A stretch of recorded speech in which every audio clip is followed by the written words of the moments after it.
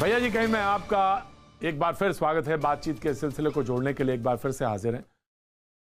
किसान और सरकार के बीच बातचीत अब परसों होगी, यानी परसों बातचीत का एक सिलसिला, और किसानों ने उसको मान लिया है कि जो बातचीत का सरकार करना चाहती है और जो उनका बात है उसको वो परसों उनकी बैठक होगी। इससे पहले आज उनकी रणनीति बन रही है एकता मंच की, कि क्या क्या कुछ होना है और क्या मसौदा होना है, उस पर उनकी एक वार्ता चल रही है। लेकिन इस बीच में राजनीति की जो धार है वो बहुत तेज है। तमाम तरह के वार हैं, पलटवार हैं। लोगों ने आंकड़े निकाल लिए हैं, कुछ लोगों ने पुरानी 22 लाख के बाजार में रख दी है, मार्केट में रख दी कि भाई ये देखिए, ये आपने फला समय में ये बात कही थी और अब आप इस बात से कैसे मुकर सकते हैं। जी हाँ, कांग्रेस की तरफ ही इशारा है। बीजेपी ने एक बार इस तरफ एक बार फिर से इशारा किया है। हम आज इस सिलसिले को एक बार फिर से जोड़ेंगे। मेहमान हमारे साथ जो है उनका तारुफ करा दें आपसे। आरपी सिंह साहब बीजेपी का पक्ष रखने के लिए हमारे साथ एक बार फिर से मौजूद रहेंगे। बहुत बहुत शुक्रिया आरपी सिंह साहब। हमारे साथ साधना भारती कांग्रेस का पक्ष रखने के लिए हमारे साथ रहेंगी। बहुत बहुत शुक्रिया, थैंक यू। शांतनु सेन साहब तृणमूल कांग्रेस से हमारे साथ कोलकाता से जुड़ेंगे। बहुत बहुत शुक्रिया। अरविंद वाजपेयी जी एलजेपी से हमारे साथ पक्ष रखने के लिए जुड़ेंगे। और डॉक्टर अनुराग भदौरिया समाजवादी पार्टी का पक्ष रखने के लिए हमारे साथ जुड़ेंगे। लेकिन जो वार पलटवार हो रहे हैं उन पे एक नजर डालते स्मृति ईरानी क्या कह रही हैं और प्रियंका गांधी वाड्रा क्या कह रही हैं, इस पर एक नजर डालते हैं, सीधे बहस पे आते हैं। सरकार को किसानों की आवाज सुननी चाहिए। ये कहना कि ये एक राजनीतिक साजिश है, ये एकदम गलत है। और जिस तरह के लफ्ज ये किसानों के लिए इस्तेमाल कर रहे हैं, मैं समझती हूँ कि ये पाप है। क्योंकि जवान किसान का बेटा होता है, जवान हमारी सीमाओं पे खड़ा है हमारे लिए, किसान अन्नदाता है इस देश में। तो सरकार किसानों के प्रति जवाबदेह है और सरकार को समझना चाहिए और किसानों से बात करनी चाहिए, उनकी आवाज सुननी चाहिए और जो कानून उन्होंने निकाले उन्हें वापस लेना चाहिए। एग्रीकल्चर की दृष्टि से रिफॉर्म बिल देश की संसद ने पारित किया, तब से विपक्षी दल एक भ्रांति फैलाने का प्रयास कर रहे हैं। अब सवाल यह है कि राजनीतिक साजिश कैसे है, यही सवाल है सबसे सामने। पहले आरपी सिंह साहब, राजनीतिक साजिश कैसे है? किसान और वो उसका बेटा जो जवान है वो वहां खड़ा है सीमा पे, किसान यहां पे बैठा है। 42 लोगों ने बताया 42 किसान ठंड में या इस तमाम दिल्ली की जो लोग धरने पे बैठे उसमें उनकी मौत हो चुकी है। तो सरकार को तो आगे आना चाहिए, बढ़ के आगे आना चाहिए और उसमें बहुत सारी चीजों को सुलझा के उसको खत्म कराना चाहिए किसी भी तरह किसानों के इस आंदोलन को। और ये जो राजनीतिक साजिश आप कहते हैं उसका क्या आधार है आपका? मैं प्रतीक, धन्यवाद आपका। मैं साजिश वाले पार्ट पे बाद में आऊंगा, परंतु पहले आपने कहा कि किसानों से बातचीत करनी चाहिए या सरकार को आ जाना चाहिए। मैं आपकी जानकारी दूं, सरकार लगातार बातचीत कर रही थी और सरकार अभी भी बातचीत कर रही है। और आपने अभी बताया कि किसानों से फिर वापस से बातचीत होने जा रही है, परंतु मैं किसानों ने कुछ मूल बातें रखी थी। मेरे पास तो कॉपी है किसानों की जो डिमांड चार्टर था इनिशियली, और मेरे पास कॉपी है। उसमें जो मूल बातें रखी थी मैं जरा बातों पर स्पष्टीकरण दे दूं, ताकि आपके माध्यम से आपका बड़ा आभार होगा कि आपके माध्यम से कुछ गलतफहमी अगर किसानों का तो दूर हो सकेगी। किसानों ने कहा था कि हमें एमएसपी पे आश्वस्त कर दीजिए कि आप एमएसपी रहेगी, इस पर आश्वस्त कर। सरकार ने कहा हम लिखित रूप से आपको दे देंगे कि एमएसपी रहेगी, आप चिंता मत करिए। दूसरा उन्होंने कहा था कि हमारी जो पुरानी मंडियां हैं ये नहीं हटेंगी, सरकार ने कहा बिल्कुल नहीं हटेंगी। हम इनको और मजबूत और सुदृढ़ करने के लिए 500 करोड़ रुपया और एलोकेट करें ताकि इन मंडियों को और अच्छा मजबूत किया जाए। तीसरा ने कहा जो नए लोग आएंगे, नई मंडियां आएंगी, उनको एक एडवांटेज मिलेगा कि उनको टैक्स नहीं पे करना पड़ेगा, पुरानी मंडी को टैक्स पे करना पड़ेगा। ग्रेजुअली हमारी पुरानी मंडियां खत्म हो जाएंगी। सरकार ने कहा ठीक है, हम लोकल गवर्नमेंट को, जो क्षेत्रीय गवर्नमेंट है पंजाब की, चाहे वो हरियाणा की, वो चाहे अपने अनुसार वो उन मंडियों पर भी टैक्स लगा सकती है जैसे उनको सुविधा हो। उन्होंने कहा कि जो मंडियां आएंगी ये रजिस्टर हो, इनकी चिंता हो। सरकार ने कहा बिल्कुल ये मंडियां रजिस्टर होंगी, पैन कार्ड नहीं, इनकी रजिस्ट्रेशन होगी। अगला जो सबसे बड़ी बात थी वो था कि एसडीएम की कोर्ट के अंदर ये जो ठेकेदार या जो भी व्यक्ति हमारे साथ कॉन्ट्रैक्ट फार्मिंग करेगा, वो व्यक्ति हमसे मुकर जाएगा और एसडीएम को वो दबाव में ले लेगा और हमको दिक्कत आएगी। अगर बड़े कॉन्ट्रैक्ट फार्मर्स आएंगे एसडीएम को दबाव में ले लेंगे, हमको सिविल कोर्ट में जाने की छूट मिले। सरकार ने कहा बिल्कुल ठीक है, आप सिविल कोर्ट जा सकते हैं। सिविल कोर्ट जाने की सिर्फ छूट नहीं, वहां पर फास्ट ट्रैक कोर्ट भी करिए ताकि ये नहीं 4-4 साल 5-5 साल लटका रहे, ये भी छोड़ दे दी। अब मैं आऊं आपके जो आपने कहा विषय कि कहां पर गड़बड़ हो रखी है। सर 2017 के अंदर कैप्टन अमरिंदर सिंह ने अपने यहाँ ये सारे कानून लागू किए हैं। उनके कानून लागू करने के बाद भी तो पेप्सी को वहां पर है, ग्लेक्सो वहां पर है, नेस्ले वहां पर है। उनके अपने विधानसभा क्षेत्र में चन्नो नाम से जगह है जहां पर वो सबके सब लोग हैं और वहां पर वो आज भी खेती करे। उस पेप्सी को वो चन्नो जो जगह है, जिस क्षेत्र का नाम ले रहा हूँ, उनके विधानसभा में वहां से एक किसान नहीं आने को तैयार है। मैं आपको वीडियोस भेज दूंगा उन किसानों की, और मेरा संपर्क संवाद भी उन लोगों के साथ है। तो स्पष्ट दिखता है कि कोई ना कोई तो कारण रहा। कारण असल में बताता हूँ क्या है। 2022 में अगले साल चुनाव है, अगले साल और कुछ दिन बाद, एक साल बाद चुनाव है। वहां पर कैप्टन साहब ने कुछ वादे किए थे वहां चुनाव के अंदर। वो वादा, पहला वादा गुटखा साहब समझते ना, हमारा रिलीजियस बुक, वो किताब गुटखा साहब हाथ में लेकर कहा कि मैं पंजाब से नशा को 6 महीने में कर दूंगा, वादा कर रहा हूँ गुटखा साहब। मुझे आधा मिनट, अरे साधना भारती, अरे एक मिनट, अरे मैं एक मिनट किसानों की बात बता रहा हूँ आपको। अरे देखिए ये क्या तरीका है, ये क्या तरीका है। सुनो, सच चुपता है साधना भारती, सच चुपता है। सुनो, साधना सच को सुनने की क्षमता रखो, सच को सुनने की क्षमता रखो। जो अगली बात दूसरे किसानों, अरे सुनो, जो अगली बात की थी हर बच्चे के हाथ में मोबाइल दूंगा, पति के नहीं चलेगा। ये देखो, इनको सच चुप रहे।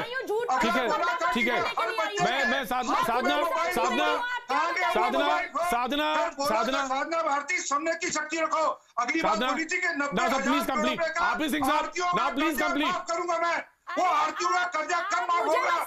वहाँ का किसान आपसे पूछ रहा था कि हमारे 90,000 करोड़ रुपए का आरतीयों का कर्जा कब माफ करेंगे? राइट सर, आरपी सिंह साहब, I am taking your view. अपने किसान को भड़का कर ₹100 भेज दिया। Right sir, I am taking your point. Sir मैंने आपका व्यू लिया। ठीक है सर, मैंने व्यू लिया। Sadhana now you speak. Sir RP Singh sahab मैंने लिया। साधना कैप्टन सरकार ने झूठ बोलकर बरगला कर किसानों को वहां बिठा दिया और उनके नेता क्या कहते हैं, लाशें बिछाएंगे, किसानों की लाशें बिछाएंगे। ये किसानों की लाशों पे राजनीति करनी है। ठीक है, मैं आ रहा हूं साधना, पूरा बराबर टाइम दूंगा, बराबर टाइम मिलेगा। ठीक है सर, लाशें बिछाएंगे, ये कैसी लाशें बिछाएंगे? ये सर किसानों की 45 से 6, 7, 8 मिनट हुए सर आपको। मैंने 8 मिनट दिया। आरपी सिंह साहब, मैंने आपको 8 मिनट दिया। 8 मिनट आप बोले। आपने इनको, मैं इनको बोलने दूंगा। प्रतीक या गलतफहमी में रखना ना, मेरी आवाज मैंने 8 मिनट आपने बोला है। 45 से 53 हो गए सर। साधना भारती बोल नहीं पाएंगी। 7 मिनट आप बोले सर, 7 मिनट बोले आप। मैंने टोका नहीं, इनको इन्होंने टोका बिना बात के पूरी। जब ठीक है, बात चुपने लगी 90,000 करोड़ के कर्जे की बात चुपने लगी कि कैप्टन ने 90,000 करोड़ रुपए की बात। मैं साधना इनको चुप कराने दो पहले, मैं इनकी बात सुन लिया मैंने। ठीक है सर, मैंने आपकी पॉइंट पूरा लिया, पूरे पॉइंट लिए। नहीं लिया आपने, असली बात रह गई मेरी। प्रतीक 1 सेकंड, 90,000 करोड़ रुपए का किसानों का, पंजाब के किसानों का जो आड़तियों का कर्जा है, वो कैप्टन साहब किस दिन माफ करने वाले हैं? ठीक है, ठीक है। मोदी जी की रैली नहीं चल रही है, चर्चा हो रही है। अरे आपके नेता की तरफ घोड़े नेता नहीं है। यहाँ पे किसानों को आगे बढ़ाकर भागे वहाँ पे मिलान के अंदर। साधना भारती, क्या करने जाते हैं वहाँ पे? वो शर्म करने का काम कीजिए। अरे अपने नेता की बात करो। कहाँ चलेगा आपका बबुआ? दहलीज पर देश का किसान बैठा अरे है। कहाँ चलेगा आपका बबुआ, ये बताओ मेरे को। साधना भारती सरकार की आप यहाँ पर sir now Rajesh, RP Singh sahab, RP Singh sahab, please RP Singh sahab, Sadhana Bharati, now please complete your मन की बात। जी बोलिए। देखिए आदरणीय प्रतीक जी, सबसे पहले तो आपके चैनल के माध्यम से कांग्रेस की राष्ट्रीय प्रवक्ता होने के नाते आज कांग्रेस का 136वां स्थापना दिवस है, उसके उपलक्ष्य में मैं सबको हार्दिक शुभकामनाएं प्रेषित करती हूँ। बहुत शुभकामनाएं आपको, बहुत शुभकामनाएं। और देश के सर्वधर्म समभाव में आस्था रखने वाले देश के नागरिकों को ये बीच में बोलना बंद करेंगे तो मैं बोलूंगी। और अगर आप चिल्लाने लगे तो मैं भी चिल्लाने लगूं, आपसे ज्यादा चिल्ला सकती हूँ। मर्यादा में रहिए आप अपनी मर्यादा में रहिए। ये क्या तरीका है? लगातार बीच में बोलने का काम कर रहे हैं। RP Singh sahab, RP Singh sahab, RP Singh sahab, RP Singh sahab, RP Singh साहब, इनको म्यूट कर दें तो प्रतीक जी मैं इस तरह से बात नहीं रख पाऊंगी। RP Singh sahab, RP Singh sahab, RP Singh साहब बहुत सीनियर आदमी हैं। आरपी सिंह साहब, आरपी सिंह साहब, मैं आपके में वो नहीं बोली, इनकी आवाज म्यूट करें प्रतीक जी, नहीं तो मैं बात नहीं रखूं। नहीं आप बिल्कुल बात रखेंगे, मैंने आपको बुलाया है। पहली बात तो ये, हाँ जी बोलिए। भारतीय जनता पार्टी के प्रवक्ता चिल्ला कर झूठ बोलते हैं, सरेआम झूठ बोलते हैं, बेधड़क झूठ बोलने का काम करते हैं। यह भारतीय जनता पार्टी के प्रवक्ता, या आप छोड़ दीजिए, आपने 15 से 20 लाख रुपए आने थे, आ गए। बनारस क्यों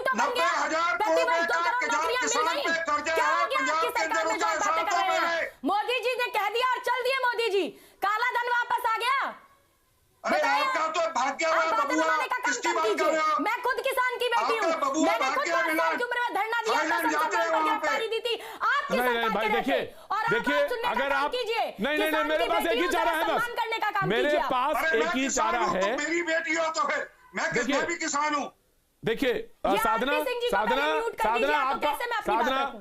साधना आप पर्सनल नहीं होंगे आरपी सिंह साहब, जो आप बार बार कह रहे हैं राहुल वाली बात, उसको मैं आगे पूछूंगा, मैं बात कर लूंगा, मैं बिल्कुल कर लूंगा, लेकिन बात कर लूंगा। लेकिन वो कहीं भी जाएं इसमें मैं जानू, आप ही से पूछूंगा कि अगर कोई कहीं जाता है तो इसमें आपको परेशानी क्या होती है, मैं आपसे पूछूंगा। जाते हैं यहाँ पर, ठीक है, मैं पूछ लूंगा आपसे, मैं पूछ लूंगा, लेकिन पहले कांग्रेस को बोलने दीजिए। कांग्रेस, साधना भारती बोलिए। साधना, देखिए ये सरकार किस तरह का मजाक कर रही है। पिछले 33 दिन हो गए अब किसान दिल्ली की दहलीज पे ठंड में ठिठुर रहा है, और ये मोदी सरकार जो महाहटी है, मगरूर मोदी सरकार अपने महाहटी मार्ग को छोड़ने के लिए किसी भी तरीके से तैयार नहीं है। बार बार ये कहते हैं हम वार्तालाप करेंगे, और ये भी कहते हैं कि कानून वापस नहीं लेंगे। किसान की पहली शर्त यह है कि अपने 3 काले कानूनों को आप वापस लें। मतलब ये तो वही बात हो गई प्रतीक जी, जब पहले गांव में झगड़ा हो जाता था तब कहते थे पंचायत तो कर लेंगे लेकिन कान खोल कर सुन लो, पढ़नाला तो यहीं से गिरेगा। ये तो यही बात है कि चित भी मेरी, पट भी मेरी और अंटा मेरे बाप का। ऐसे नहीं चलता लोकतंत्र में। आज किसान वहां बैठा है, 40 से ज्यादा किसानों ने शहादत दे दी। आप यहाँ पर किसानों की लाशों पर राजनीति करने के लिए आए हैं और बार-बार बीच में बोलने का प्रयास करते हैं। मैं बस इतना ही कहूंगी कि जब से आई मोदी सरकार बंद हुए सब कारोबार, नौजवान हो रहे हैं बेरोजगार, किसानों पर सरकार कर रही है अत्याचार, और बंद करो ये अत्याचार। मन की बात बंद करें, जन की बात शुरू करें, किसानों की बात शुरू करें, महिलाओं की बात शुरू करें। और ये बेटी बचाओ बेटी पढ़ाओ की बात करने वाले महिलाओं का सम्मान तो क्या करेंगे जब चिन्मयानंद और कुलदीप सेंगर जैसे नेता ये देते हैं। तो इसलिए मुझे उम्मीद ही नहीं है कि ये सम्मान करेंगे। लेकिन अरविंद बाजपेयी, अन्नदाता को तो सम्मान कर लीजिए। मैं आ रहा हूं, मैं कंटेंट पे लौट रहा हूं, मैं लौटूंगा, कंटेंट पे ही आ रहा हूं, मुद्दे पे ही बात करनी है। लोक जनशक्ति पार्टी से अरविंद बाजपेयी साहब, सवाल यह है कि मसला उलझे उससे पहले ही सुलझ जाना चाहिए। बहुत उलझा है, उसको सरकार कह रही है कि हम ये भी तैयार हैं, बातचीत के लिए तैयार है। आरपी सिंह साहब ने एक एक करके पॉइंट रखे कि सरकार इन सब चीज़ों पे तैयार है, बात करने के लिए तैयार है, बात करके सुलझाने के लिए तैयार है। अब सवाल ये है कि बात क्यों उलझी हुई है। और जहां तक सवाल ये, आरपी सिंह साहब बार बार ये बात को कह रहे थे कि सरकार तो बार बार जा रही है आपके दरवाजे पे, बार बार कह रही है कि हम बात करने को तैयार हैं। और ये ठंड वाली बात जो सवाल है कि नहीं ठंड है निश्चित तौर से, तो ऐसे में किसानों को अब अपनी बातों को रख के और उस पर कहीं ना कहीं किसी न किसी महत्वपूर्ण फैसले पर पहुंचना चाहिए। अरविंद बाजपेयी जी, देखिए ऐसा है प्रतीक जी, किसानों ने हठधर्मी अपनाई हुई है, एक तरह की जिद करी हुई है। पहले तो एक बात मैं बड़ा क्लियर कर दूं, ये जो किसान बॉर्डर पे बैठे हुए हैं ये पंजाब के सबसे ज्यादा किसान हैं, कुछ किसान हरियाणा के हैं, राजस्थान से कोई किसान नहीं है, मध्य प्रदेश से कोई किसान नहीं है, कर्नाटक से कोई किसान नहीं है, महाराष्ट्र से कोई किसान नहीं है। मेरा कहने का मकसद ये है कि सुनिए पहले please don't speak, don't intervene please. I am sorry, आप नहीं बिल्कुल झूठ नहीं बोलेंगे, झूठ बिल्कुल नहीं बोलेंगे। आप दीजिए, मुझे डाटा दीजिए। आपके पास डाटा है क्या? आपके पास डाटा है क्या? आपके पास डाटा है क्या? अरे भाई किसको बुला लिया आपने? ये कैसे चलेंगे, कैसे चलेंगे? साधना बोलते हैं ऐसे तो नहीं होगा, बिल्कुल नहीं होगा, बिल्कुल नहीं होगा। आपका नेता तो यहाँ है नहीं इंडिया में, और शोर मचा रहे हैं आप यहाँ बैठ के। कहाँ है आपका नेता? कांग्रेस का नेता कहाँ है? कहाँ है राहुल गांधी? अरे कहाँ है राहुल गांधी, मुझे बताइए। अगर किसानों की चिंता है, राष्ट्रपति से मिलने के लिए भी चिंता है, उसके बाद गायब हो गए, उसके बाद चले गए। अरे छोड़िए ना, इसीलिए कांग्रेस का ये हाल हो गया है। मोदी जी मन की बात में गुरु गोविंद सिंह जी का जिक्र करते हैं, लेकिन जिस संत ने आत्महत्या कर ली, जो कि गलत स्टेप था, लेकिन जिसने शहादत दे दी, उसके लिए कोई मन की बात नहीं होती। ये कम बातें बनाया करें आप। अरे हमारे नेता है या नहीं है, लेकिन आवाज उठाने का काम लगातार कर रहे हैं। कैसे ठीक है साधना, ठीक है साधना, ठीक है, बोलने दीजिए वाजपेयी जी को, बोलने दीजिए। अरविंद बाजपेयी। अच्छा, तो हम ये कह रहे थे कि अगर 1-2 स्टेट के किसान बैठेंगे और पूरे हिंदुस्तान के किसान अगर उनको सूट करता है तो ये कैसे बात बनेगी? और देखिए सरकार के पार्ट पे किसी तरह का कोई भी डिफॉल्ट नहीं है। सरकार ने बार बार प्रयास किया, एक बार नहीं 7 बार मीटिंग की, लेकिन किसान ये वाले पंजाब वाले और हरियाणा के कुछ लोग इस पे अड़े हुए हैं कि ये काले कानूनों को पहले वापस लो फिर बात होगी। कानून पे अगर बात नहीं करेंगे, कानून की खामियां, अगर कानून जो बनाए गए हैं उसकी खामियों पे बात नहीं करेंगे तो कैसे बात बनेगी? जब सरकार खुली मन से कह रही है कि हम संशोधन करने को तैयार हैं, हम आपकी बात को अगर कोई आपको प्रॉब्लम लगती है उसको ठीक करने को तैयार है। अभी आरपी सिंह साहब ने गिनाए कि इनको एक एतराज था कि एसडीएम के डीएम के पास नहीं होने चाहिए, सिविल कोर्ट को पावर होनी चाहिए, उन्होंने फौरन आपकी बात मान ली। दूसरी प्रॉब्लम आपकी एमएसपी पे है, एमएसपी पे बड़ा क्लियर करिए, गुमराह मत होइए। एमएसपी का मतलब है मिनिमम सपोर्ट प्राइस। वो किसके लिए है? सरकार अगर खरीदेगी। सरकार क्यों खरीदेगी? क्योंकि सरकार को भंडारण करना है। भंडारण क्यों करना है? क्योंकि 80 करोड़ गरीब जनता को 2 रुपए किलो में अनाज देना है। तो सरकार की ये वेलफेयर स्टेट है, ये स्कीम कभी बंद नहीं हो सकती। 70 साल से हर सरकार इसको चलाती आई है और इस सरकार ने इसको बढ़ावा दिया है। और उसी स्कीम के तहत आपने देखा जब पेंडेमिक हुई तो गरीब आदमी को खाना मिलता रहा, दाल मिलती रही, चावल मिलती रही। तो मेरा सिर्फ ये कहना है कि किसानों को जिद नहीं करनी चाहिए। 30 तारीख का सरकार का बुलावा आ गया है। जो जो समस्याएं हैं उसको आप 24 घंटे बैठिए, 12 घंटे बैठिए, 3 दिन बैठिए और सरकार संशोधन करने को तैयार है। लेकिन अगर इस मांग पे अड़े रहेंगे कि तीनों काले कानून हैं, काले कानून है, इनको वापस लीजिए, तो कैसे वार्तालाप होगा और किस लिए वार्तालाप होगा? ये है समस्या, इस पे आइए। राइट सर, मैं आ रहा हूं, साधना आ रहा हूं, मैं आ रहा हूं। मेरे साथ डॉक्टर अनुराग भदौरिया भी हैं। डॉक्टर, मैं आ रहा हूं साधना। डॉक्टर अनुराग भदौरिया, बार बार सरकार अपनी तरफ से कह रही है कि हम आगे बढ़ने को तैयार हैं, हम आगे आना चाहते हैं, तमाम सारी बातें हैं। मैं बाकी पोर्शन पे नहीं जा रहा, लेकिन सिर्फ इतना बात कि आखिर इस चीज को वो सुलझाना चाहते हैं, सामने आना चाहते हैं, तब फिर ये बात कंफ्यूजन क्यों है? वो एक बात होती है ना कि हमने तय कर लिया है कि ये जमीन मेरी है, और फिर कोई बात करने आता है तो कहते हैं देखो एक बात है, बात तो सब होगी लेकिन जमीन है मेरी। मतलब भारतीय जनता पार्टी की सरकार को क्या हो गया है? वो किसान जो 40 से ज्यादा किसानों की ठंड में ठिठुर के मौत हो गई, कहीं भाषण में जिक्र नहीं, भारतीय जनता पार्टी के नेता उस पर नाम ही नहीं लेते। माने किसान की मौत हो गई, कोई चिंता ही नहीं, 40 आदमी मर गए, चिंता नहीं। और वही किसान के बच्चे सरहद पे खड़े हैं, वो गोली खा के मर रहे हैं वहां पे, देश की सुरक्षा के लिए, वो देश की सुरक्षा के लिए मर रहे हैं। डॉक्टर भदौरिया बोलने दीजिए। डॉक्टर भदौरिया, मैं आ रहा हूं, मैं फैक्ट पे बात कर रहा हूं, वही बातें हो रही हैं। प्रधानमंत्री अब से कुछ देर पहले बोल रहे थे 100वीं किसान रेल की शुरुआत की। नहीं, मैं आपको बता रहा हूं, फैक्ट तो सुन लेंगे ना डॉक्टर साहब। आप किसानों की बात कर रहे हो, किसानों की ही बात कह रहे हैं। मुझे बात तो करने दीजिए ना। मैं आपको फैक्ट रख रहा हूं, मैं फैक्ट रख रहा हूं। आपने कहा कि सरकार किसानों के बारे में नहीं सोच रही है, तो किसानों के बारे में जो सोच रही है वो मैं बता रहा हूं आपको। वो कह रही है 100वीं किसान रेल शुरू की। सुन तो लीजिए, 30 जिसमें 3 किलो सामान भी गया। नहीं देंगे डॉक्टर साहब, 3 किलो सामान भी गया, मुझे अनाज, सब्जी। प्रतीक जी सुनने दीजिए मुझे। 30 दिन से किसान वहां ठंड में ठिठुर रहा है। तो यही तो जानना चाहते हैं क्यों? अरे राजनीतिक साजिश, वो कह रहे हैं राजनीतिक साजिश है, तो प्रूफ करिए ना राजनीतिक साजिश है। कहां है? यही तो जानना चाहते हैं सारे लोग। प्रतीक जी आप बोल तो लो, मुझे बोलने दीजिए कृपया। आप इतना तो कम से कम हमारे पर कृपया कीजिए। मैं जंगल में बैठा हूँ, पेड़ के नीचे, खेत में बैठा हूँ, इससे ज्यादा आप बोल रहा हूँ, आप चिल्ला रहे। मैं कह रहा हूँ कि अगर भारतीय जनता पार्टी को चिंता होती किसानों की, तो किसानों की समस्या का समाधान अब तक हो गया होता। अभी बार बार अभी हमारे जो दोस्त है वाजपेयी जी कह रहे थे एमएसपी तो 70 साल से चली आ रही है, तो फिर एमएसपी आप प्राइवेट पार्टी में फिक्स कर दीजिए, क्या दिक्कत है भाई?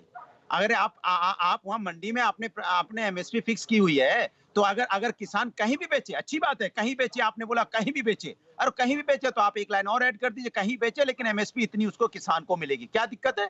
और एक चीज और बता दो प्रतीक जी, आज आप डिबेट जरूर कर रहे हैं, आप जैसे हम जैसे जो मध्यवर्गीय है ना, जब ये लोग जो काला बाजारी जो इन्होंने खत्म की है ना, जो इन्होंने एसेंशियल कमोडिटी हटा दी है, आटा चावल दाल जो तेल गेहूं, ये जब स्टॉक कर लेंगे ना, उसके बाद ये आम आदमी को आटा चावल दाल इतना महंगा मिलेगा मार्केट में कि आम आदमी भी सफर करेगा प्रतीक जी। तब आपको भी एहसास होगा कि अनुराग भदौरिया बोल रहे थे हमें उनकी आवाज के साथ चिल्लाना चाहिए था, तब ये 200 रुपया 300 रुपया किलो आटा बिकेगा तो कोई रोकने वाला नहीं होगा। किसान तो चलो फिर भी अपने खेत का खा लेगा, लेकिन आम जनता कहां से खाएगी? ये बता दें मुझे कि आपने नहीं क्यों एसेंशियल कमोडिटी से क्यों हटा दिया उसको? आप क्या चाहते हैं देश के अंदर में? देश को क्या बनाना चाहते हैं? किसान मर रहा है उसके बारे में आप चले जाइए हेलीकॉप्टर उठा के, क्या दिक्कत है? मैं प्रधानमंत्री से बोलना चाहता हूँ, प्रधानमंत्री जी आप तो बहुत संवेदनशील व्यक्ति है, आपके पास तो हेलीकॉप्टर भी है, लंबे लंबे जहाज भी है, गाड़ियां भी हैं, उठाइए जहाज, बैठिए, चले जाइए किसान के पास, बैठ लीजिए 2 मिनट किसान के साथ बैठेंगे आप। और अन्नदाता है हमारा, अन्नदाता से कहिए क्या दिक्कत है? आपने मुझे प्रधानमंत्री बनाया है, आपके नहीं आपके वोट से मैं प्रधानमंत्री बनाऊं। डॉक्टर अनुराग, मैं शांतनु सेन के पास आना चाहता हूं। नहीं, आपको चाहिए, आपको जो चाहिए मैं करने को तैयार हूं, क्योंकि मैं देश का हूं और मैं देश के लिए मरता मिटता हूं, जैसा प्रधानमंत्री जी कहते हैं। मैं आ रहा हूं डॉक्टर अनुराग, प्रधानमंत्री जी कि जो किसान चाहेगा ठीक है। आपने प्रधानमंत्री से सवाल पूछा, मैं पैनल में शांतनु सेन के पास आना चाहता हूं। खालिस्तान से है, पाकिस्तान से है, आप किसान का अपमान होते हुए देख रहे हैं प्रधानमंत्री जी। किसान का अपमान हो रहा है, उसको खालिस्तानी बताया जा रहा है, पाकिस्तानी बताया जा रहा है, किसान के साथ बताया जा रहा है कि राजनीतिक द्वेष हो रहा है। किसान इस देश का इतना मूर्ख है क्या कि उसको राजनीतिक पार्टियां बहका लेंगी? ठीक है अनुराग, डॉक्टर अनुराग, शांतनु सेन के सालों साल देश का पेट भरा है। शांतनु सेन, मैं आ रहा हूं अरविंद जी, आप जवाब दे दीजिएगा। मैं आ रहा हूं अरविंद जी, जवाब दे दीजिएगा।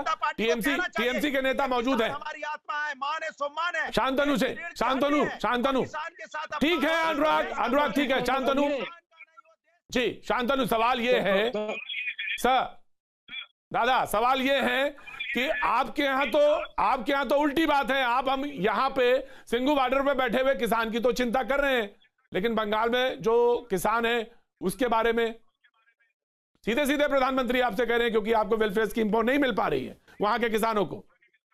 शांतनु सेन, सबसे पहले तो हम ये बोलेंगे कि हमको लगता है पार्लियामेंट से लेकर हम जहीं पे भी बीजेपी वालों को देखता है, हमको लगता है इन लोगों को एक तो ट्रेनिंग दिया गया है कि कभी भी मीडिया पे आओ, जिस तरीके से हम लोग पार्लियामेंट में करते हैं उसी तरीके से मीडिया में भी चिल्लाते रहो, दूसरों को बोलने का मौका मत दो।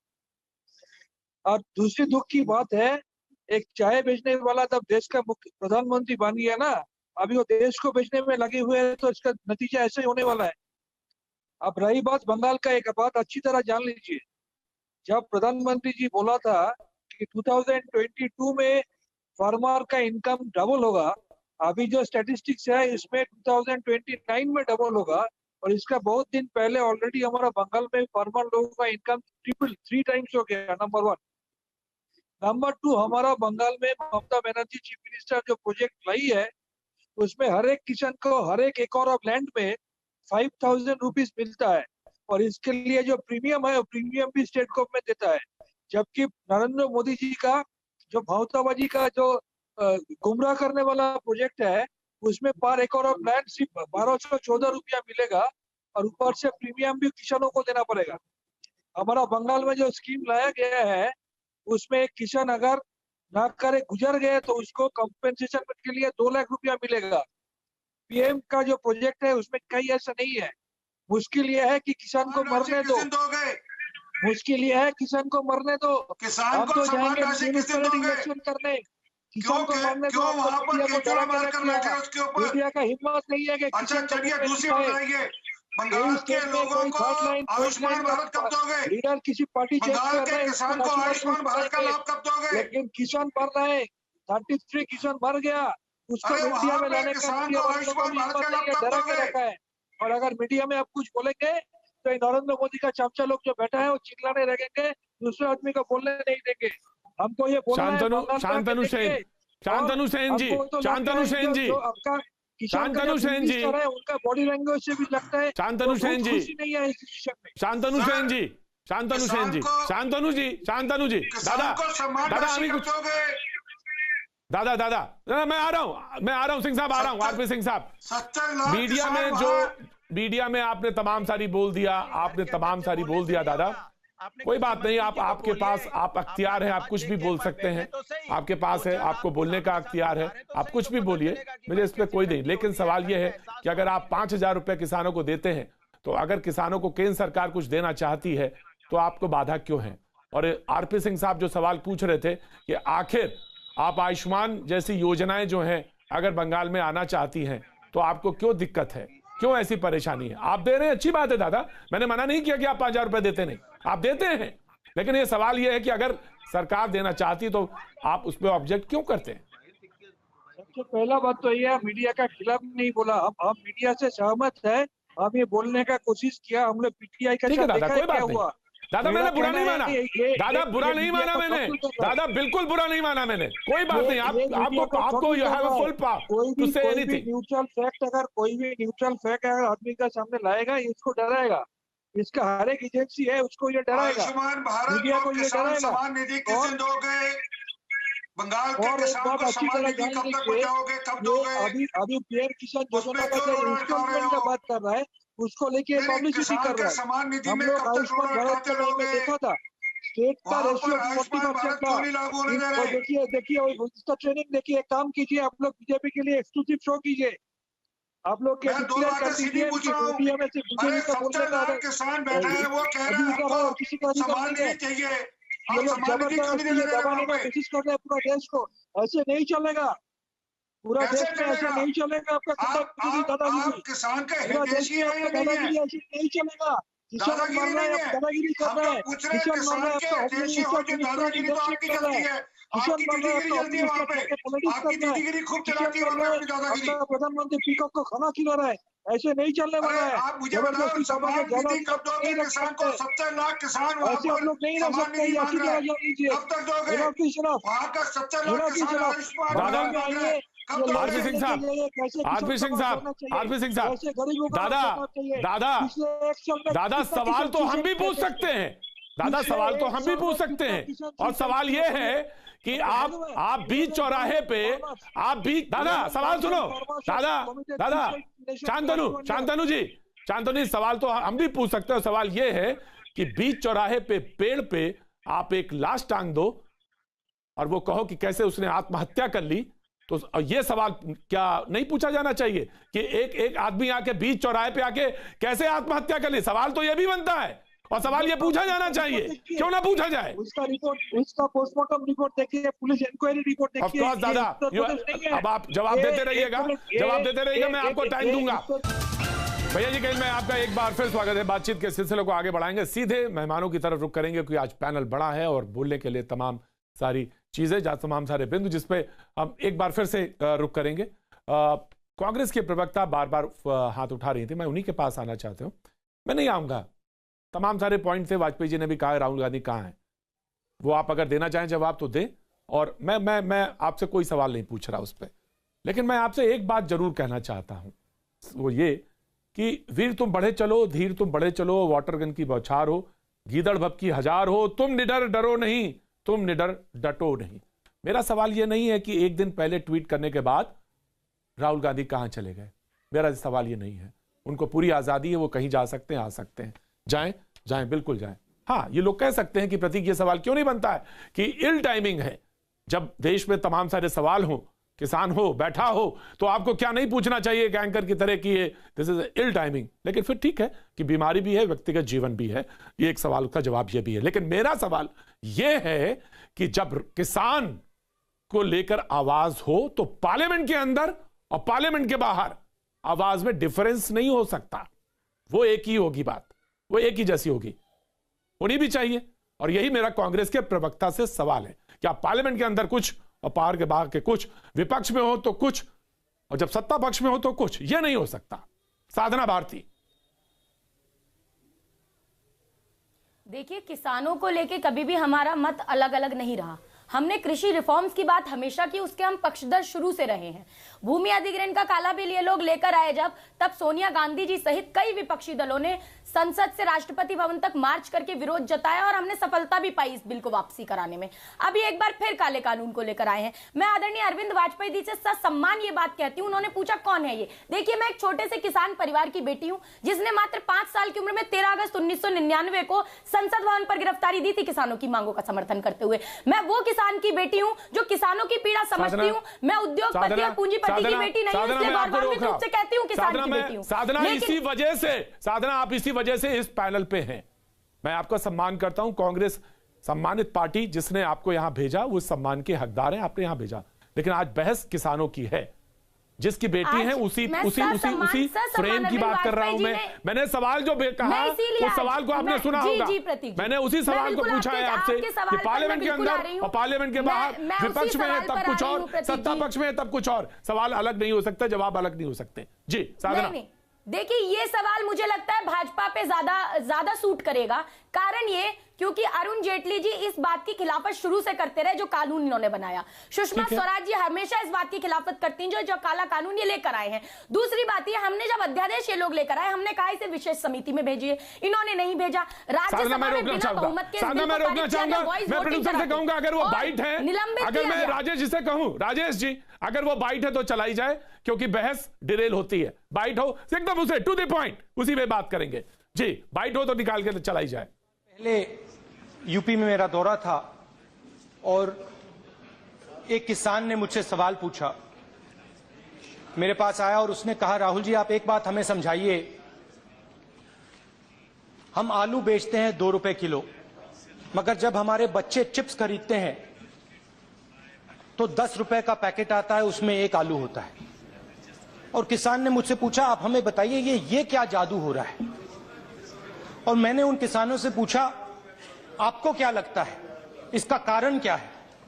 और उन्होंने कहा कि राहुल जी इसका कारण यह है कि जो फैक्ट्रियां बनती हैं वो हमारे से दूर होती हैं।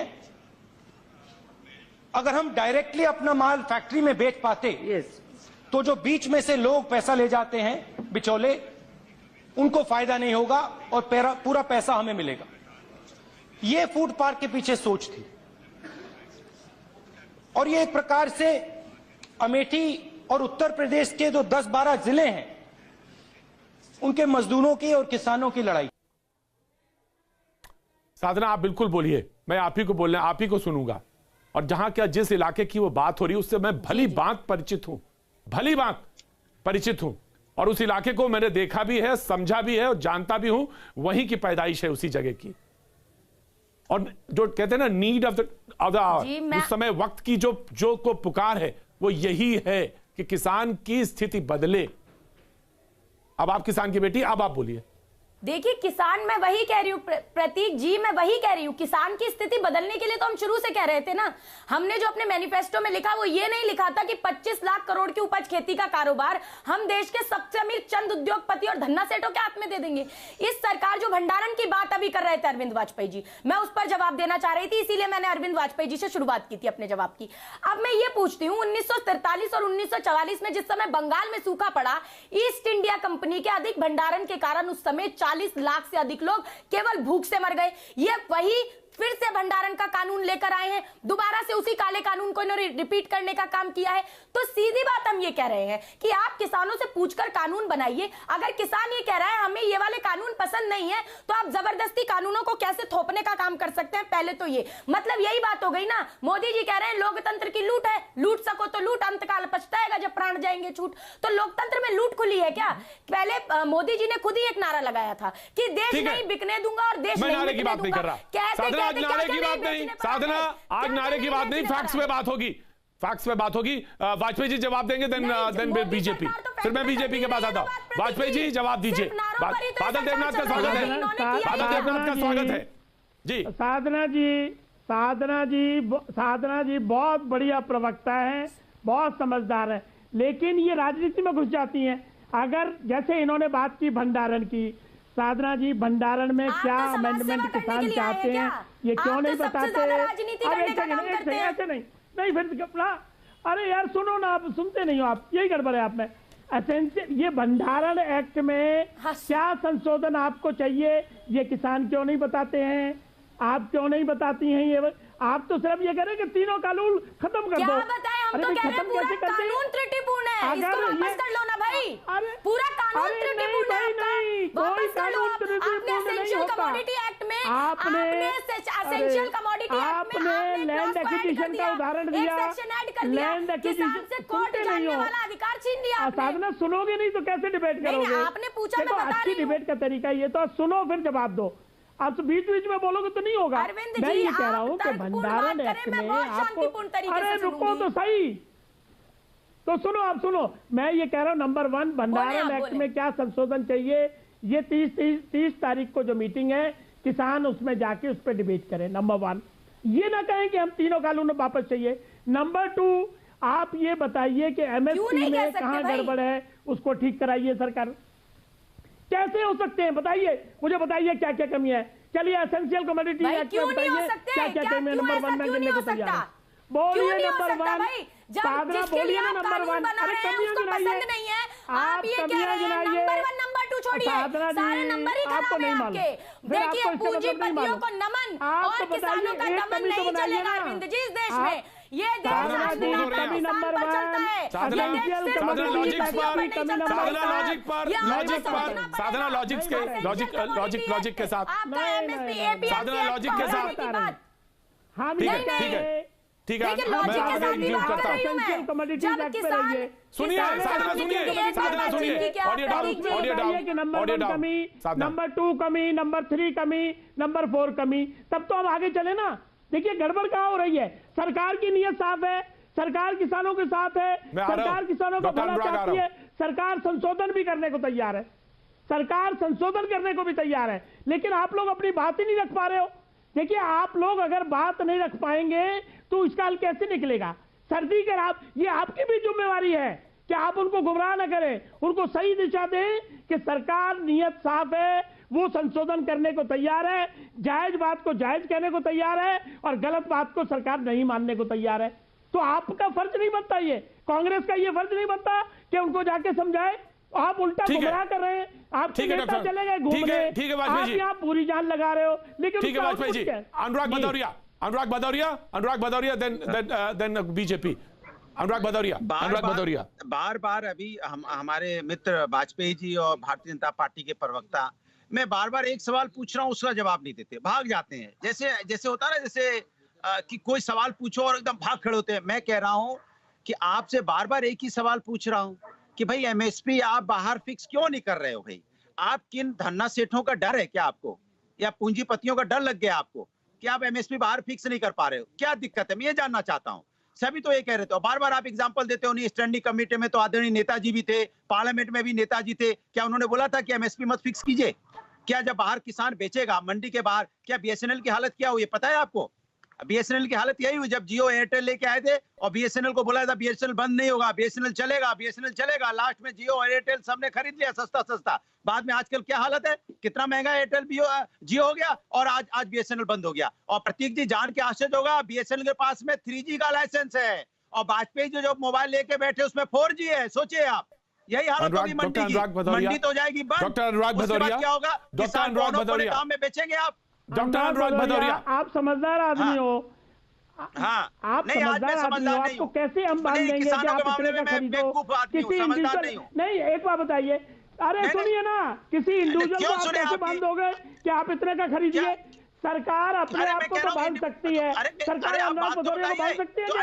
नहीं, सरकार अनुराग भदौरिया को बांध सकती है क्या? अनुराग भदौरिया आप इतने का खरीदिए, एमएसपी सरकार पे लागू है।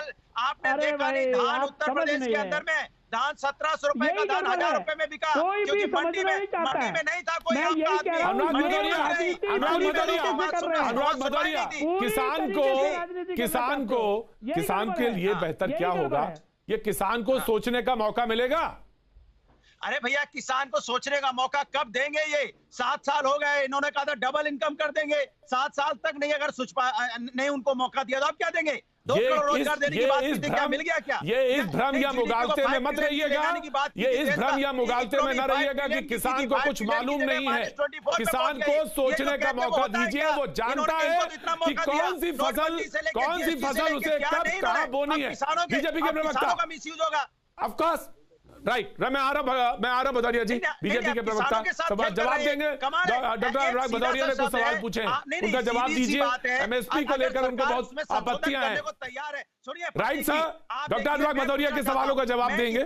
बीजेपी के प्रवक्ता मौजूद है अरविंद सिंह साहब। Then I am coming to Badal Deora. ठंड है यहाँ पे खुले आसमान के नीचे, और हम लोग इतनी तकलीफ में रह रहे हैं और सरकार कान में तेल डाल के सो रही है। कमाल है, सरकार को दर्द नहीं है किसानों के बारे में, कोई दर्द नहीं किसान के बारे में, सिर्फ अच्छी बातें कर सकती है। क्या मैं पूछना चाहता हूँ, कृषि मंत्री किसान के बेटे नहीं है? नरेंद्र तोमर जी को मैं अच्छी तरह जानता हूँ, नरेंद्र तोमर जी ऐसा बिल बना ही नहीं सकते, वो किसान के बेटे हैं। उन पे भी दबाव होगा, उन पे भी कॉर्पोरेट हाउस का दबाव होगा, उनकी भी मजबूरी है। आप भी सरकार में रहे हैं, डॉक्टर अनुराग भदौरिया, आप भी सरकार में रहे हैं, आपको मालूम है सारी चीजें। डॉक्टर अनुराग भदौरिया, डॉक्टर अनुराग भदौरिया, आपके डॉक्टर अनुराग भदौरिया कैसी बातें कर रहे हैं? आपके समय में लाठीचार्ज नहीं हुए क्या लखनऊ में? कैसी बात करते हैं आप? लाठीचार्ज, अरे आप जानते हैं अच्छी तरह से किन पे लाठीचार्ज हुए? जी, बीजेपी के प्रवक्ता ना हुए, समाजवादी लाठीचार्ज तो समाजवादी आपने खाए भी हैं, हुए भी, हम तो कृषि मंत्री से बोल रहे हैं, आइए किसान से बात कर लीजिए। हाँ तो वही तो एलजेपी के प्रवक्ता कह रहे हैं, वही तो एलजेपी के प्रवक्ता कह रहे हैं। Arvind Singh sahab, please respond. Doctor Bhadauria के सवालों को जवाब दिया। Arvind Singh sahab please, audio down. जी अरविंद सिंह साहब। अनुराग भदौरिया ये नहीं बता रहे कि धर्मेंद्र यादव इनकी पार्टी के सांसद उस समिति में थे जहां ये सारे बिलों पे चर्चा हुई, शब्द एक एक इशू पे, एक एक कॉमा फुल पे उन बिलों पे चर्चा हुई। उनके वो मेंबर थे धर्मेंद्र यादव, पिछली बारी लोकसभा के अंदर वो सदस्य। दूसरी बात, मेरी बहन जी बार बार कह रही है, मैं आपको डिटेल देता हूँ। 2017 फरवरी की बात है, नहीं सॉरी 2017 अगस्त की बात है।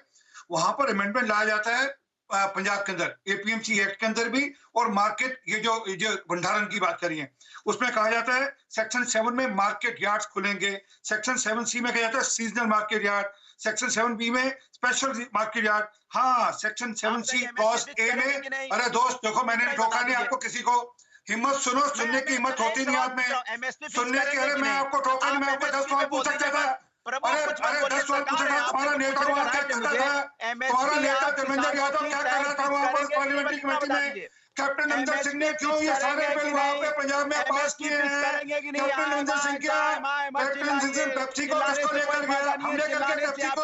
अरे धर्मेंद्र यादव उस कमेटी में क्या कर रहे थे? धर्मेंद्र यादव, मैं एमएसपी में जवाब दे रहा हूँ, सुनने की मत करो, मैं एमएसपी में जवाब दे रहा हूँ।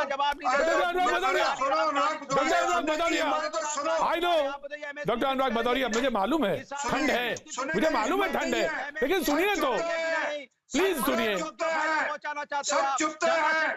धर्मेंद्र यादव थे उसमें, उन्होंने साइन किए थे धर्मेंद्र यादव ने, उस पे धर्मेंद्र यादव ने साइन किए थे इन सब बिलों पर। एमएसपी नहीं फिक्स करेंगे, धर्मेंद्र यादव ने बिल्कुल, धर्मेंद्र यादव ने साइन किए थे इन पे। बात कर रहे हो, के बारे में बात हुई थी, मैं जो पूछूं उसका जवाब नहीं दोगे ना? क्या उन्होंने बोला था कि एमएसपी नहीं होनी चाहिए? क्या उन्होंने बोला था मंडी के बारे में एमएसपी नहीं होनी चाहिए? क्या उन्होंने बोला था मंडी के बारे में एमएसपी नहीं होनी चाहिए? क्या उन्होंने बोला था झूठ मत बोलो, बिल्कुल बोला था, वाला कैरेक्टर आपके अंदर दिखेगा? अरे आप तो यार मजबूत सरदार हो, कहाँ बीजेपी वाला कैरेक्टर आपके अंदर जा रहा है? आप एकदम सच्ची बात कीजिए और लाठी लेके खड़े होइए, आप भी बैठ जाइए। आप इस तरह से करेंगे? नहीं, मैं आ रहा हूँ साधना, मैं आ रहा हूँ। बादल देवनाथ से भी बात करनी है, वक्त एक छोटे से ब्रेक के बाद में आऊंगा। 1 by 1 प्लीज, कोई समझ में नहीं आता, कुछ नहीं समझ में आता, सुनाई नहीं पड़ता दर्शकों को। 1 by 1 मैंने बीजेपी के प्रवक्ता को कहा, आपको डॉक्टर अनुराग भदौरिया आपको बोलेगा, आपने एमएसपी पे बोला, मैं उनको टोकता, वो एमएसपी पे ही आते, और उसके पहले अरविंद वाजपेयी ने एमएसपी पे बोला है। भैया जी, कहीं मैं आपका एक बार फिर से स्वागत है, और मैं बादल देवनाथ के पास जाना चाहूंगा। मैं पिछले चंक में वो जुड़े थे हमारे साथ ब्रेक से पहले, मैं उनसे नहीं बात कर पाया था। मैं आता हूँ आपके पास, आता हूँ साधना में आता हूँ, लेकिन बादल देवनाथ से नहीं बात कर पाया था। बादल देवनाथ उससे पहले, ब्रेक से पहले जब थे तो टीएमसी के नेता भी मौजूद थे, आप राजनीतिक विशेषज्ञ के तौर पर हमारे साथ मौजूद हैं, और वो अपना पक्ष रख रहे थे। मैंने यही सवाल सीधे पूछा था कि देखिए सवी रैल भी चल रही है, सरकार ये कह रही है बार बार कि हम तमाम सारी चीज़ों के लिए सरकार किसानों से ओपन माइंडेड और खुले तौर पर हम बातचीत कर रहे हैं, न्योता भी दे रहे हैं, हम उनके सुझावों पर अमल करने के लिए तैयार हैं, संशोधन के लिए तैयार हैं। लेकिन बार बार सिर्फ ये कहना, और इसमें टीएमसी भी शामिल है, क्योंकि कोलकाता से दीदी कहती हैं कि जो किसान वहाँ बैठे हम उनके साथ हैं। अब सवाल ये है कि आप अब साथ हैं, और आपसे हम सवाल चलिए नहीं पूछते, क्योंकि मैंने पिछली बार पिछले चंक में पूछ लिया, लेकिन आप सिर्फ इस बात पे अड़े रहे कि नहीं नहीं नहीं नहीं, आप पहले तीनों बिल वापस ले लीजिए, वापस लीजिए, क्योंकि संशोधन तो कॉन्स्टिट्यूशन से होते रहे हैं, तब इसमें क्या इतनी आपत्ति? बादल देवनाथ, देखिए, आपने तो मेरा एक सवाल का जवाब तो आप खुद प्रतीक जी, मेरा बड़े भैया, दे दिया। ममता बनर्जी और हम सब किसानों के साथ है, और ममता बनर्जी वहां पर जब डायरेक्टर राज्यसभा के जो लीडर है, उन्होंने वहां पर गया था, मोबाइल में ममता बनर्जी बात किया, 10 मिनट बात किया, उसके बाद 5 सांसद भी वहां पर गया, वहां से उन लोगों से बात किया, और मैं भी जाना चाहता हूँ। और मैं प्रतीक जी आपको और एक बात कहना चाहता हूँ, ये मोदी जी को क्या हो गया? क्या हो गया? मोदी जी का नियत, नीति, परिकल्पना किसानों के लिए क्या है? मुझे अभी तक मुझे मालूम नहीं, मैं तो समझ में मेरा तो प्रॉब्लम हो रहा है, उन्होंने क्या चाहते हैं? 10,000 करके पूरा देश को दे दिया, 6,000 रुपया करके दे रहा है, दूसरा राज्यों में, हर राज्य में जा रहा है, लेकिन यहाँ पर किसान बंधु है। मैं ये कहना चाहता हूँ इस बात को, बीजेपी में 24 जो राष्ट्रीय संस्था है उसको सब बेच दिया, रेल को थोड़ा करके बेच रहा है, अभी पूरा देश में किसान को बेचेगा? मैं यही कहना चाहता हूँ, देश को तो बर्बाद कर रहा है, पूरा देश को ना 2014 से 2020 बादल देवनाथ कुछ नहीं किया। बादल देवनाथ, जो ट्रेन चल रही है, बादल देवनाथ नहीं है। बादल देवनाथ, आप बार बार बेचने की बात करते हैं, सवाल ही ये इस बात का हो रहा है कि मंडी ओपन हो, किसान तक सुविधाजनक पहुंचे। यही राहुल गांधी पार्लियामेंट के अंदर बोल रहे थे कि बीच के बचौलिए हट जाएं, यही तो बात वो कह रहे थे। और जो ट्रेन गई उस पर प्रधानमंत्री कोट करके कह रहे हैं कि 3 किलो तक सामान उस ट्रेन में चला गया किसान का। तो अगर कोई किसान 3 किलो सामान भी बेच सकता है, दूसरी मंडी में ट्रांसपोर्ट कर सकता है, भेज सकता है, तो इसमें आपत्ति किस बात की? अगर मार्केट ओपन हो रहा है, मार्केट में, हाँ मार्केट में ओपन हो, लेकिन किसान प्रोटेक्टेड हो, ये सवाल है, ये तो सवाल है। लेकिन तमाम सारे पहलुओं पे गौर करने के लिए ओपन माइंडेड आइए। तो बादल देवनाथ आंसर ले लीजिए प्रतीक जी। मैं दो तीन दिन से आप ही को कल ही मैं परसों भी मैंने बताया, मैं पूरा देश से, जिसमें किसान 5 लाख किसान 2014 से बाद से 5 लाख किसान आत्महत्या किया, आंध्र प्रदेश, छत्तीसगढ़, राजस्थान से, लेकिन बंगाल में एक भी आत्महत्या नहीं किया। मुझे 50 सेकंड टाइम दीजिए। मैं कल भी आपको कहा, किसान कैसे जिएगा, किसान लेकिन किसान ने तो आत्महत्या नहीं करी, लेकिन चुने हुए प्रतिनिधि आपके यहाँ उसमें तो नहीं, चुने हुए प्रतिनिधि कैसे आत्महत्या कर लेते हैं, ये तो हमें मालूम है। ये तो सवाल पूछ ही लिया मैंने, ये तो सवाल पूछ ही लिया मैंने। के बाद से 2014 के चौराहे पे आके पेड़ पे लटक के चुने हुए प्रतिनिधि आत्महत्या कर लेते हैं, सवाल तो ये भी है। कोई भी कल भी महाराष्ट्र में आत्महत्या किया, आंध्र प्रदेश में वही हो रहा है, छत्तीसगढ़ में वही है, मध्य प्रदेश में है, यूपी में वही हो रहा है। लेकिन मैं वही भी कह रहा हूँ, मोदी जी को वहां पर जाना चाहिए, किसान का बात सुनना चाहिए। 26 से 40 संगठन वहां हो गया, वहां पर धरना दे रहा है, और वही ठंडे में 33 लोग मर गए। और वहां पर जो आंदोलन कर रहे पूरा देश के किसान है, ये कोई पॉलिटिकल आंदोलन नहीं है, लेकिन विरोधी वहां पर जुड़ गए। लेकिन क्यों जुड़ गए? क्योंकि किसान, पूरा देश में किसान मेरा गर्व है, आपका भी, मेरा भी, पूरा देश का गर्व है। किसान को जीने का बात देना है, किसान का बात सुनना है, और 30 तारीख को मीटिंग है, उस मीटिंग में किसान धरना को खत्म भी करना चाहिए, किसान का समस्या समाधान चाहिए, और धरना को भी खत्म करना चाहिए, बिल्कुल खत्म होना चाहिए, बिल्कुल खत्म होना चाहिए। ठंड में क्यों किसान बैठेगा? किसान क्यों बैठेगा? जी आरपी सिंह साहब, देन साधना भारती। होगी बात इनकी, मैं उत्तर दे दूं। इनके यहाँ तो केस रजिस्टर ही नहीं होता, इनके यहाँ तो कोई किसी को मार देते तो उसको आत्महत्या बनाते हैं, कोई आत्महत्या उसको लिखते ही नहीं, केस रजिस्टर नहीं करते। सबसे बड़ी दिक्कत ये है। और मैं इनसे कहा उत्तर प्रदेश में भी नहीं हो रहा है, नहीं उत्तर प्रदेश में भी आपको टोका क्या अनुराग जी? नहीं अनुराग जी, अरे छोड़ दो, आपके यहाँ तो थाने लूटे जाते थे, थानों में जाकर हत्या करते थे लोग, थानों में घुसकर हत्या करते थे आपके नेता, थानों में घुसकर हत्या करते थे। वहाँ पे किसी को सच सुनने का हक, और सच सुनने का हक नहीं किसी का भी। शुरू कर देती है। अनुराग भदौरिया बारे में ही बात कर लीजिए कि आप क्या कर रहे हैं प्रदेशों में, जहाँ अनुराग भदौरिया आपको चांस दूंगा मैं, आप जेल भेज देते हैं, हम लोग आने हमारे घर के बाहर पुलिस बैठा देंगे, ये हम आपको दूंगा चांस, तो 104 निकाल के 6 दिन के लिए अंदर भेज देते हैं। आपका नहीं बताते हो कि आपके प्रदेश में सरकार, आपके प्रदेश में पुलिस क्या करती है? आतंकवादी जैसा माहौल बना रखा आपने, आतंकी जैसा माहौल आपकी पुलिस ने बना रखा है, सरकार ने। ऐसा विपक्ष पे टूट पड़ते हैं जैसे लगता है कि हम लोग कहीं पाकिस्तान से आए हैं। शर्म नहीं आती आपके पुलिस को? 151 में धारा लगा के आप 6 दिन तक बंद कर देते हैं और कहते हैं कि हम आपके प्रदेशों में जहां सरकार अच्छा हो रहा है। शर्म कीजिए थोड़ा, सब बोलते हुए कम से कम शर्म कीजिए जब आप बोलते हैं दूसरे प्रदेशों में, तो अपने गिरबान में झांक के देखिए। आरपी सिंह साहब, मुझे डिबेट नहीं करनी, मुझे प्रतीक, मुझे असल में क्या है, ये दोनों के दोनों ये सुनकर राजी नहीं, इनको पता है मैं सच बोलूंगा। अनुराग भदौरिया की ऑडियो डाउन, अनुराग भदौरिया की ऑडियो डाउन, जवाब तो दो, ऑडियो डाउन। आरपी सिंह साहब, देखिए प्रतीक बड़ा स्पष्ट है। अनुराग भदौरिया यहाँ की बात करें, फिर कह रहे हैं मेरे पर मुकदमा दर्ज। झूठ बोलना लगातार, सरेआम झूठ बोलना। धर्मेंद्र यादव का उत्तर नहीं दिए कि 2018 तक वो उस पार्लियामेंट्री पैनल में थे जहां ये सारी चर्चा हुई, जहां ये सारे अमेंडमेंट की चर्चा हुई।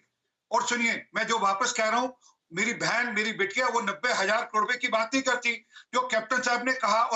और वहां पर ये सबके सब कानून लागू हैं। हमने उन कानूनों को और अच्छा किया। इन्होंने सबके सब कानून ठेकेदारों के हक में बनाए, हमने कहा नहीं, वो ठेकेदार के हक में नहीं, हम किसान के हक में बनाएंगे।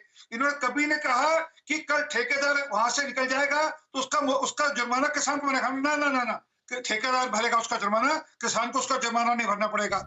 हकीकत ये है, इनकी राजनीति हो रही है, इनके साथ राजनीति की जा रही है, इनके कंधे पर बंदूक रखकर राजनीति की जा रही है। इनके नेता कहते हैं हम वहां पे लाशें बिठा देंगे। नवनीत बिट्टू ने कहा हम 1 तारीख से लाशें बिठा देंगे। किसकी लाशें बिठाओगे आप? किसानों की लाशें बिठाओगे वहां पे। इनके नेता कहते हैं वहां खालिस्तानी आ गए। कौन कहते हैं? नवनीत बिट्टू, इनके नेता है। कैप्टन अमरिंदर सिंह कहते हैं वहां पर स्थिति खराब हो जाएगी। अरे भैया क्यों हो जाएगी? आप खराब कर रहे हैं। इनके नेताओं के वीडियोस ऑडियो सब आ गए ऑन रिकॉर्ड, स्टिंग ऑपरेशन आ गए। इनके नेता पैसे दे रहे हैं, इनके नेता उनको सपोर्ट कर रहे हैं पैसों से, हर माध्यम से। क्यों? उनको राजनीति करनी है। वो सुन लीजिए, वो सबका सब अपने यहाँ लागू करते हैं, उनको राजनीति करनी है। 2022 का चुनाव है, 90,000 करोड़ रुपए का किसान का कर्जा किस दिन माफ करेंगे?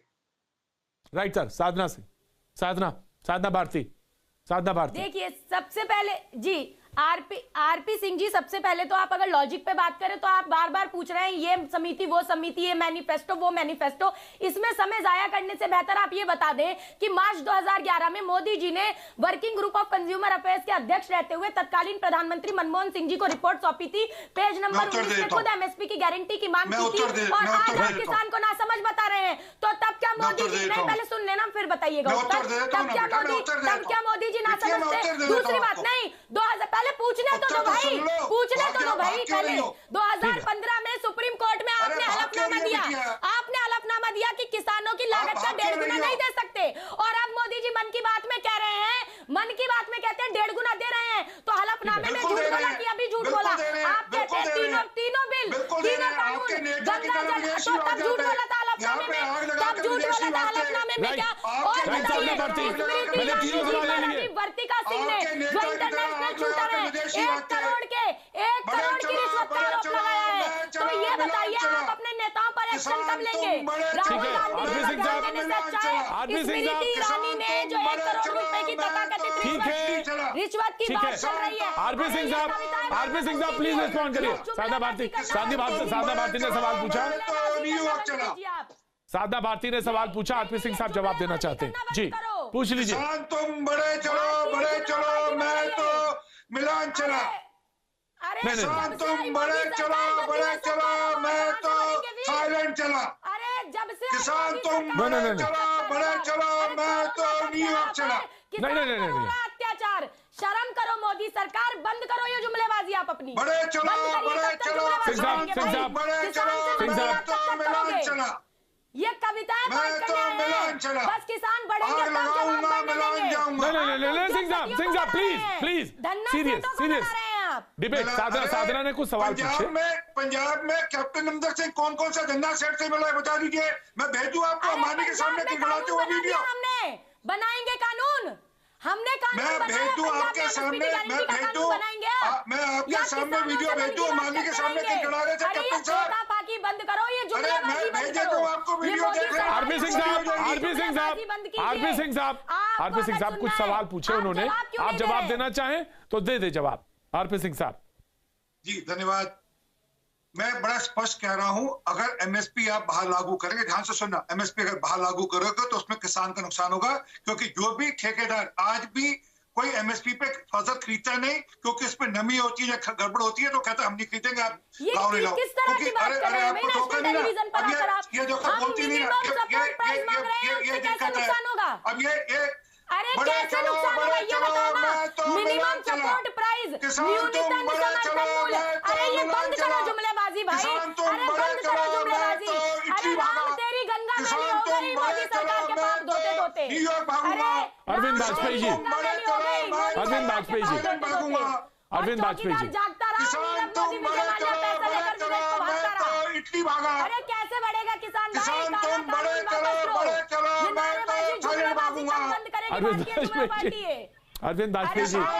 Arvind Vajpayee ji, thank you sir, thank you sir. Arvind Singh sahab, thank you so much. Sadhana Bharati, thank you so much, thank you so much. Arvind Vajpayee ji, Arvind Vajpayee ji, कभी कभी मुझे लगता है, कभी कभी मुझे लगता है, कभी कभी क्या अक्सर ये लगता है कि मेरी डिबेट्स जो बाहर होती हैं, खुले में होती हैं और जनता के बीच होती हैं, उसमें मुझे बहुत सारी लिबर्टी मिल जाती है। और लिबर्टी ये मिल जाती है कि मैं जनता की तरफ भाग जाता हूं तब, और जनता फिर अपनी तरह से, तमाम तरह से धुनती है, नेताओं को फिर अपनी तरह से धुनती है, अपनी तरह से सवाल पूछती है और बड़े सीधे सपाट सवाल पूछते। लेकिन अरविंद वाजपेयी जी, कुछ सवाल हैं निश्चित तौर से किसान इस बात के लिए, और इसमें कोई दो राय नहीं, किसान का विरोधी कोई हो भी नहीं सकता इस मुल्क में। अगर कोई नजर भी आएगा तो आप जानते हैं उसकी क्या, चुनाव तो हर बार होते हैं और हर चुनाव में उसके सामने मुद्दे होते हैं। अभी बिहार का चुनाव खत्म हुआ और आप भली बात जानते हैं इस चीज को। अब सवाल यह है कि सरकार से कुछ गारंटीज चाहते हैं किसान, और वो सबसे बड़ी गारंटी है कि प्रोटेक्शन। मैं पिछले 5 सालों में अगर घूमा हूं किसान गाँव में, तो हर बार किसान यही कहता है कि साहब हम हमारे अपने बेटे को हम 10,000 रुपए की नौकरी के लिए शहर में भेज देते हैं, हम भेजना चाहेंगे, वहीं रहे वो, हम खेती में नहीं कराना चाहते जी। हम खेती का नुकसान का सौदा है जी। फर्टिलाइजर लगती है, कीटनाशक बड़ी महंगी हो गई है, वो लगता है, बगैर कीटनाशक के फसल नहीं हो रही है, फिर पानी है, सिंचाई है, तमाम पहलू हैं किसानी में। तो उन किसानों से जो कुछ मिलता है वो तो अपने जेब से भी देना पड़ता है, बस मुश्किल से इतना हो जाए कि साल भर खा लें, ये भी नहीं मुश्किल हो रहा। तो ऐसे में कुछ गारंटी है जो सरकार से चली आ रही है, उस गारंटीज को लेकर सरकार एक किसान चाहता है जी। ऐसे फैक्ट बताऊंगा जो एडमिटेड फैक्ट हैं, जिसको विरोधी भी डिनाई नहीं कर सकते। देखिए, एमएसपी लागू जारी है बाकायदा और जारी रहेगी, सरकार उसको लिख के देने को तैयार है, इसमें कोई डिनाई नहीं करेगा। दूसरी बात, इस सरकार की नीयत इसके काम से झलकती है। इस सरकार ने स्वामीनाथन कमीशन की रिपोर्ट को लागू किया किसी हद तक, पिछली सरकारों ने नहीं किया, इसमें कोई डिबेट नहीं हो सकती है। इस सरकार ने 6,000 रुपए महीने की सालाना किस्त जो किसानों को दी, 9 किस्तें या 7 किस्तें जा चुकी हैं, वो करीब 56,000 करोड़ रुपया बनता है, इसको कोई डिनाई नहीं कर सकता। इस सरकार ने किसानों की बीमा पॉलिसी को में बदलाव करके किसानों को हित में बनाया, इसमें कोई डिबेट नहीं कर सकता है। इन किसानों की जो यूरिया की प्रॉब्लम होती थी, इसी सरकार ने उसको सॉर्ट आउट किया, इसको कोई डिनाई नहीं कर सकता है। इस किसान के लिए आज जो रेलें चलाई हैं प्रधानमंत्री मोदी ने, जिसमें आप खुद ही बता रहे हैं कि 3 किलो का सामान भी भेजा जा सकता है, तो ये कौन सरकार सोच रही है किसानों के लिए? और सबसे बड़ी बात यह है कि सरकार कह रही है कि भैया आइए और जो आपको ऐतराज है हम दूर करने को तैयार है। ये क्या चाहते हैं? ये चाहते हैं कि नहीं, कानून रद्द करो, कानून रद्द करो। मुझे माफ करना प्रतीक जी, ये लाल झंडे क्यों हैं? बॉर्डर पे ज्यादातर लाल झंडे क्यों लहरा रहे हैं? ये लेफ्टिस्ट आंदोलन बन चुका है। आई एम सॉरी, माफ करना, ये राइट। आपके कुछ सवाल हैं, लेकिन आज मुझे मालूम है डॉक्टर अनुराग के पास कुछ बोलने के लिए है, लेकिन मैं क्षमा चाहता हूं, माफी चाहता हूं, लेकिन आज अभी सिर्फ इतना आर पार की तैयारी है, कल फिर मिलेंगे, बात होगी, आगे बढ़ाएंगे, और अभी सिर्फ आर पार की बात करेंगे।